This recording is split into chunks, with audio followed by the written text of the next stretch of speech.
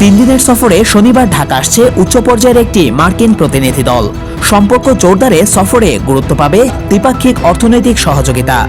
মার্কিন প্রতিনিধি দলের নেতৃত্বে থাকবেন মার্কিন অর্থ দপ্তরের সহকারী আন্ডার সেক্রেটারি ব্রেন্ট নেম্যান।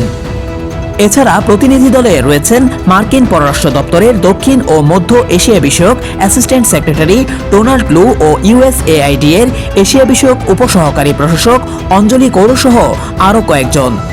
সফরে প্রতিনিধি দল প্রধান অন্তর্বর্তী সরকারের প্রধান উপদেষ্টার সাথে বৈঠক সহ বেশ কয়েকজন উপদেষ্টার সাথে বৈঠক করবেন।